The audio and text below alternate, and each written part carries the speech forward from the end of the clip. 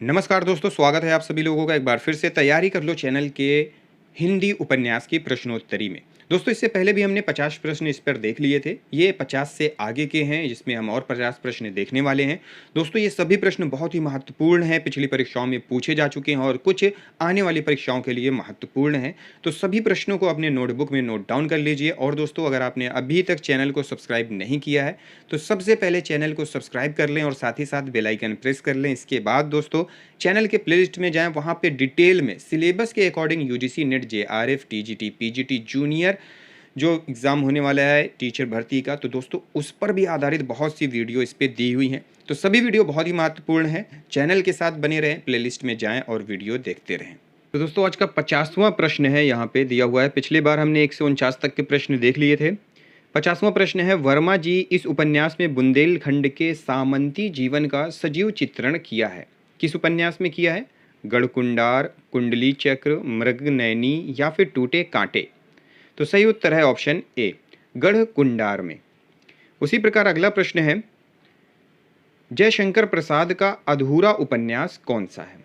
तो यहाँ पे सही उत्तर है इरावती, जयशंकर प्रसाद जी का अधूरा उपन्यास है। अगला प्रश्न है, निराला जी ने अपने उपन्यासों में प्रमुख रूप से किन समस्याओं को प्रस्तुत किया है? किन समस्याओं को उन्होंने अपने उपन्यासों में प्रस्तुत किया है मुख्य रूप से? तो सही उत्तर है ऑप्शन ए, नारी समस्या। कौन सी समस्या को? नारी समस्या को उन्होंने सबसे ज़्यादा अपने उपन्यासों में उल्लेख किया है, नारी समस्याओं का। फिर अगला प्रश्न है, चतुरसेन शास्त्री का यह उपन्यास कौन सा उपन्यास है जिसमें महावीर स्वामी और भगवान बुद्ध का चित्रण हुआ है? सही उत्तर है वैशाली की नगर वधू उपन्यास में। अगला प्रश्न है, यह उपन्यास चतुरसेन शास्त्री जी का नहीं है। कौन सा है? प्रभावती ये चतुरसेन शास्त्री जी का नहीं है। अगला प्रश्न है, शास्त्री जी का इस उपन्यास में मेसोपोटामिया, पर्शिया आदि देशों की पुरातन कथाओं का चित्रण है, तो वो उपन्यास कौन सा है? तो वो है वयम रक्षामः। अगला प्रश्न है, दिल्ली का व्याभिचार उपन्यास किसकी रचना है? ऋषभ चरण जैन, ऑप्शन बी। इनके उपन्यासों को आदर्शवादी परंपरा के उपन्यास कहे जाते हैं। किनके उपन्यासों को आदर्शवादी परंपरा का उपन्यास कहा जाता है? तो यहाँ पे ऑप्शन है जिसमें सही उत्तर है प्रताप नारायण श्रीवास्तव। अगला प्रश्न है, प्रेमचंदोत्तर उपन्यास को कुछ आलोचक इस प्रकार भी मानते हैं। किस प्रकार मानते हैं? उपर्युक्त दोनों, मतलब विवाद युग और घोर आत्म केंद्रित उपन्यास। अगला प्रश्न है, जैनेन्द्र का साहित्य अकादमी द्वारा पुरस्कृत उपन्यास कौन सा है? सही उत्तर है मुक्ति बोध, ऑप्शन बी। जैनेन्द्र का यह उपन्यास मृणाल नामक युवती के उत्पीड़न की गाथा पर आधारित है। वो उपन्यास कौन सा है? ऑप्शन है ए, त्याग पत्र। अगला प्रश्न है, जैनेन्द्र का पहला उपन्यास परख के प्रकाशन वर्ष क्या है? परख का प्रकाशन वर्ष है 1929 ईस्वी। इनमें से कौन सा उपन्यास इलाचंद्र जोशी का नहीं है? तो वो है कल्याणी, इलाचंद्र जोशी का नहीं है। इलाचंद्र के किस उपन्यास में नायिका निरंजना समाज के प्रति घृणा की भावना रखती है? यहाँ पे सही उत्तर है ऑप्शन है ए, वो उपन्यास है पर्दे की रानी उपन्यास में। अगला प्रश्न है, अज्ञेय के किस उपन्यास में रेखा और भुवन की मनोवैज्ञानिकता का चित्रण किया गया है? सही उत्तर है नदी के द्वीप उपन्यास में। यह अज्ञेय जी का उपन्यास है जिसमें रेखा और भुवन की मनोवैज्ञानिकता का चित्रण किया गया है। प्रश्न है, अज्ञेय ने किस उपन्यास को दो भागों में लिखा है? दो भागों में कौन सा उपन्यास है जिसे लिखा है? शेखर एक जीवनी उपन्यास को। प्रश्न है, निम्न में मनोवैज्ञानिक उपन्यासकार कौन थे? सही उत्तर है इलाचंद्र जोशी मनोवैज्ञानिक उपन्यासकार थे। यशपाल के किस उपन्यास को भारत विभाजन के दुष्परिणामों का विस्तृत चित्रण किया है? यशपाल ने अपने किस उपन्यास में भारत विभाजन के दुष्परिणामों का विस्तृत चित्रण किया है? तो वो उपन्यास है झूठा सच, ऑप्शन ए में। फिर है, यशपाल जी के साहित्य अकादमी पुरस्कार से सम्मानित उपन्यास कौन सा है? तो वो है तेरी मेरी उसकी बात, ऑप्शन बी। यशपाल के निम्नलिखित उपन्यासों का सही प्रकाशन क्रम कौन सा है? ऐसे प्रश्न बहुत सारे पूछे जाते हैं, तो यहाँ पे ऑप्शंस जो सही है वो है ऑप्शन ए दादा कामरेड, देशद्रोही, दिव्या, अमिता। अगला प्रश्न है, निम्न उपन्यासों में रांगे राघव का उपन्यास कौन सा है? सही उत्तर है मुर्दों का टीला। इनकी रचनाओं में बौद्ध संप्रदाय एवं मार्क्सवाद की दृष्टिकोण मिलते हैं। मार्क्सवाद का दृष्टिकोण किनके उपन्यासों में मिलता है? राहुल सांकृत्यायन का बौद्ध संप्रदाय और मार्क्सवाद का दृष्टिकोण। भगवती चरण वर्मा का साहित्य अकादमी द्वारा पुरस्कृत उपन्यास कौन सा है? भूले बिसरे चित्र, ऑप्शन ए। भगवती चरण वर्मा जी का यह उपन्यास जिसमें से सिनेमा का भी निर्माण हुआ है, वो उपन्यास कौन सा है? Option B Chitralekha. अगला प्रश्न है, भगवती चरण वर्मा के किस उपन्यास में गांधीवाद, आतंकवाद और साम्यवाद तीनों का चित्रण हुआ है? तो वो उपन्यास है टेढ़े मेढ़े रास्ते, ऑप्शन ए।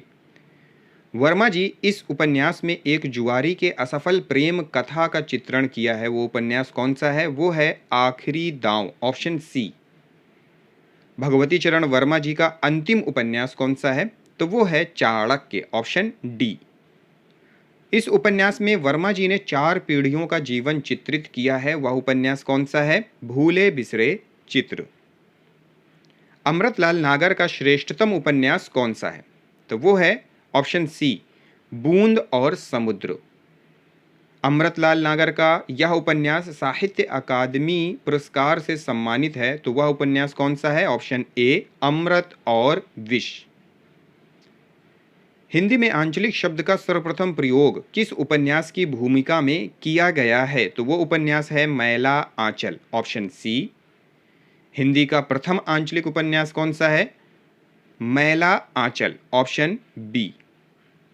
फणीश्वर नाथ रेणु के किस उपन्यास में पाकिस्तान से आए हुए हिंदी शरणार्थियों की कथा का चित्रण हुआ है? तो वो उपन्यास है जुलूस, ऑप्शन बी। फणीश्वर नाथ रेणु के इस उपन्यास में नायक एक युवा डॉक्टर है, तो वो उपन्यास कौन सा है? ऑप्शन ए मैला आंचल। नागार्जुन का यह उपन्यास अपनी निजी जीवन से संबंधित है, तो वह उपन्यास कौन सा है? ऑप्शन ए रतिनाथ की चाची। नागार्जुन का कौन सा उपन्यास एक परिश्रमी एवं ईमानदार किसान के अन्याय का चित्रण हुआ है? कौन से उपन्यास में? तो वो उपन्यास है बलचनमा, ऑप्शन बी। निम्न में विवेकी राय का आंचलिक उपन्यास कौन सा है? सही उत्तर है ए बबूल। फिर अगला प्रश्न है, निम्न में भैरव प्रसाद गुप्त का आंचलिक उपन्यास कौन सा है? मशाल, ऑप्शन बी। द्विवेदी जी का इस उपन्यास में भारत की प्राचीन परंपरा से आधुनिक वातावरण को जोड़ा गया है, वो उपन्यास कौन सा है? ऑप्शन ए बाणभट्ट की आत्मकथा। अगला प्रश्न है, द्विवेदी जी का अनाम दास का पोथा उपन्यास को क्या कहा गया है? तो क्या कहा गया है? रैक्य आख्यान, ऑप्शन बी रैक्य आख्यान। निम्न में अमृतलाल नागर का ऐतिहासिक उपन्यास कौन सा है? वो है शतरंज के मोहरे, ऑप्शन बी। फिर है, अमिता किस उपन्यासकार का ऐतिहासिक उपन्यास है? सही उत्तर है ऑप्शन बी यशपाल का। निम्न में मोहन राकेश के उपन्यास कौन सा है? मोहन राकेश का उपन्यास ऑप्शन डी उपर्युक्त सभी, अंधेरे बंद कमरे, न आने वाला कल, अंतराल, ये तीनों उपन्यास हैं मोहन राकेश के। मन्नू भंडारी का आपका बंटी उपन्यास किन समस्याओं को उद्घाटित करता है? तलाक की समस्या, ऑप्शन सी। निर्मल वर्मा का इस उपन्यास में वह संधि की मनोदशा से गुजरती काया की भय भ्रम और अकेलापन का चित्रण हुआ है, वो उपन्यास कौन सा है? ऑप्शन बी लालटीन की छत उपन्यास में। उषा प्रियमवदा का ख्याति प्राप्त उपन्यास कौन सा है? वो है रुकोगी नहीं राधिका, ऑप्शन बी। धर्मवीर भारती जी के गुनाहों का देवता उपन्यास किस प्रकार के प्रेम चित्रण किस प्रकार के प्रेम चित्रण का वर्णन हुआ है? वो है अलौकिक प्रेम चित्रण का वर्णन इसमें किया गया है। फिर है, निम्न में कृष्णा सोबती का साहित्य अकादमी से सम्मानित उपन्यास कौन सा है? जिंदगी नामा ऑप्शन ए। निम्नलिखित उपन्यासों में हिंदी की पहली लेखिका कौन है? तो सही उत्तर है ऑप्शन सी, कृष्णा सोबती। विष्णु प्रभाकर जी के साहित्य अकादमी से सम्मानित उपन्यास कौन सा है? Ardhanarishwar option D. निम्नलिखित में से ज्ञानपीठ से सम्मानित उपन्यासकार कौन है? तो वो है कृष्णा सोबती ऑप्शन सी। निम्नलिखित में से ज्ञानपीठ से सम्मानित रचनाकार कौन? निम्नलिखित में से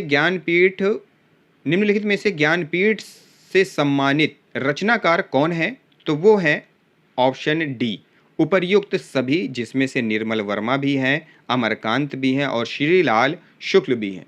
तो दोस्तों ये थे आज के हमारे प्रश्न। 100 प्रश्न कंप्लीट हो गए, पिछली वीडियो में 50 और इस वीडियो में 50। दोस्तों अगर वीडियो पसंद आई हो तो वीडियो को लाइक और शेयर ज़रूर किया करें और मुझे बताएं कि किस तरह से और भी मैं वीडियो आपके लिए बना सकूं। मिलते हैं अगली वीडियो में अगले टॉपिक के साथ। इस वीडियो को देखने के लिए बहुत बहुत धन्यवाद।